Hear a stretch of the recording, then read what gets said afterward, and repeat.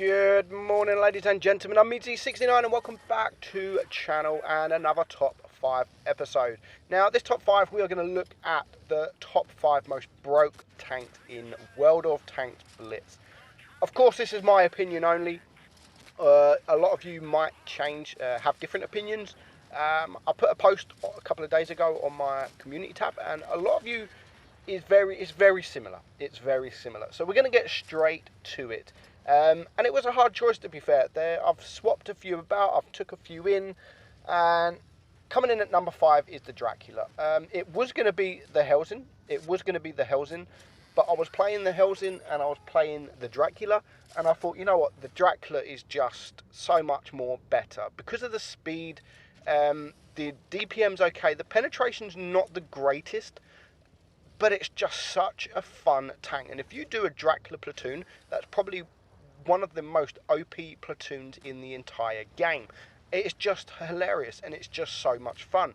The ramming capabilities, the speed of it, it also has the 1 second track repair, auto track repair. If you get tracked within 1 second, it just auto detracks you. So that is just insane itself. So the Dracula is not one of my most played tanks, but it's definitely one of my one of the most fun tanks to play in the entire game. Have you ever rammed an SP1C in a Dracula? If you haven't, just try it. Just try it, because you can ram him for all of his hit points and he will be taken out. Just like here with the P43 Biz. I mean, that tank's quite heavy itself, so we are going to equally lose just as much hit points. But 65 kilometers an hour, we ram, and all of a sudden we bring him down to a one shot, and then we can take care of him.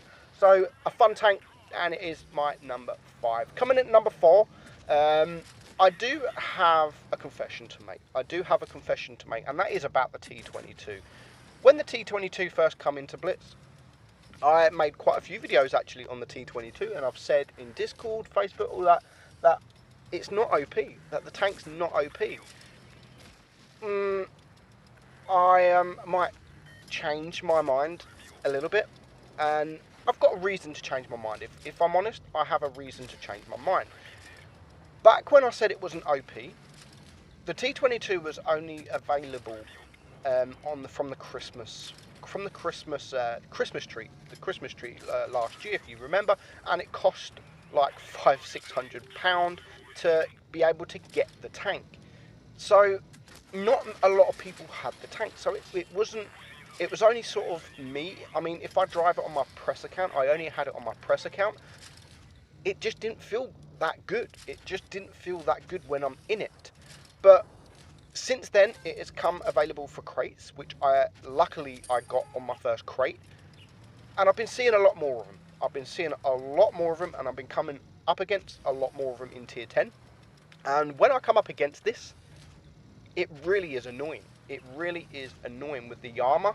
It is just so annoying. I mean, the front plate, looking at it, the front plate, you can't pen that front plate. I mean, you can pen the bottom plate, easy. But it's very difficult to come up against. It's very difficult. And when you come up against one of these 3 or 4 games in a row and you can't penetrate it, that's when you start thinking, stupid, what a stupid tank. Why does it have so much armor? So since they've resold it, I do change my mind on the tank, and I do think it is a little bit broken. It's not the most broken tank in the game, but it is definitely a little bit broken. That is why I put this tank at my number 4. It's just a lot of fun, and it is one of my, not my favourite, but I do enjoy playing this tank. I enjoy all the Russians, to be fair, not just the T22. I enjoy the 140, I enjoy the T62, I enjoy all of them at tier 10, but the T22 is a little bit broken. Coming at number 3, now, this tank, the Kenyan Suit, a lot of players don't know about this tank if they're new. Well, you should know about it. It used to be the most, I wouldn't say used to be, but it was the most broke tank in the entire game. Completely, it was absolutely broken. And Wargaming accidentally sold this tank for $5. That it wasn't on sale for long, a few hours, before they realised actually we broke the reload. I mean, the reload is about 3 seconds long, almost 3 seconds long, to reload the entire clip. You have 4 shells with 0.7 reload in between that, and you have almost a 3 second entire clip. So you are constantly firing that button and you are constantly reloaded. So it was supposed to be about 9 seconds. Instead of 3 seconds, it was supposed to be about 9 seconds. So Wargaming effed up. They fucked up completely with the tank and they took it from sale.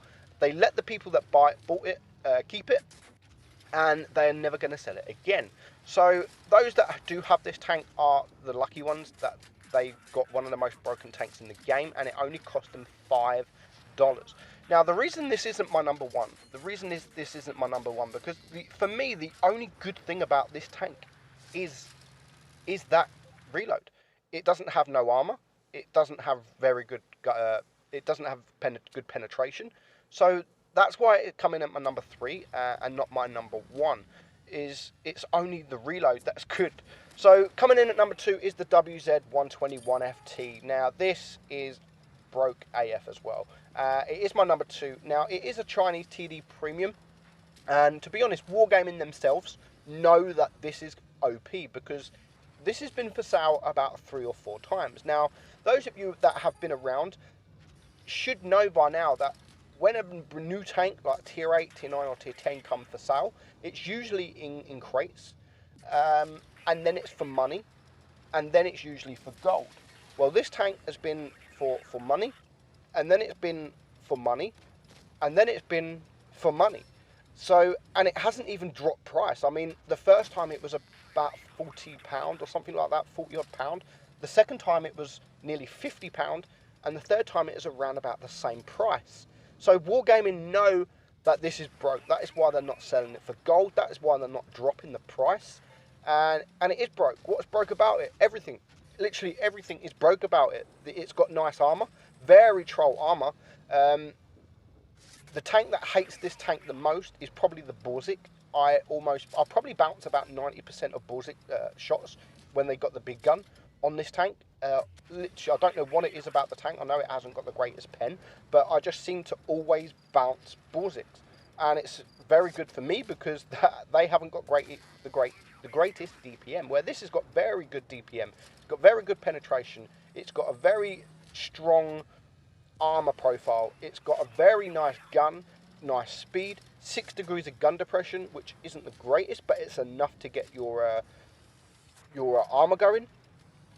Just everything about it, and it is completely, I mean, 8.3 seconds reload is, I think this should be around about 12-second reload. I do honestly think that this tank should be about 11 to 12-second reload, not 8.3. 8.3 is just crazy, absolute crazy. So everything, all that put together, it was close to being number 1, but it's not number 1. It's definitely number 2. I mean, rolling like this, ram, 500 ram, and then 500 damage, HE, and then ram for the kill. So first class, we bounce 1,000 damage there. We get 4,000 damage, and we only get a first class. It is quite a difficult tank to ace because it is an OP tank, and everyone is doing very, very well. So that just brings me to number 1, and of course, it has to be this tank. It is, of course, no other than the Smasher. The Smasher is just, you've got broke, and then you've got broke, and this is broke. It's not just broke, it's broke. It's crazy. It's crazy. What makes it broke is it's not the speed, it's not the armor. The armor's not that great. I mean, it can bounce shots, but it's not great. The turret armor's quite nice. The hull armor's not so nice. But it's a KV2 in tier 7, so what makes this broke? I mean, the reload for 1 is, what's the reload? 15 seconds, 16.3 seconds, whereas the KV2 is 20 odd seconds, so it's a tier higher and it's got less reload. That even doesn't make it broke. The reload doesn't make it broke. It does 560 or so plus damage, 600 damage. Does that make it broke? No, that doesn't make it broke. There are 2 things that makes this tank broke, and one of them is the accuracy. The accuracy is just, you seem to hit almost anything. literally, you seem to hit almost anything. And for a KV2-like gun, you shouldn't really be hitting anything, but you almost hit absolutely everything. So that is the main thing that is broke about the tank, in my opinion. But the second most important thing that makes this tank broke is the heat. The AP is crap. The AP is crap. The heat is like, it's like 250 odd millimeters of pen. Now, if you don't know, if you want to compare, I mean, that shot just went exactly where I wanted it to go. So the heat pen, if you want to compare, it has almost more heat pen than any tier 8 heavy. I think the T-34 is the only tank, and the EXP is the only tanks that has more heat pen than this. And it's a tier below. This is tier 7, and it has more heat pen than almost every single tier 8 heavy in the game. So if you've got one of those, don't fire AP. Just heat and HE. And again, Wargaming know that this is broke. That's why they've never sold it again. They've sold it once. Whether it will come back, I don't know. But that is my top 5 most broke tanks in World of Tanks Blitz. Let me know yours in the comments below. I hope you enjoyed it, guys. I'm Meadsy, and I'll catch you soon.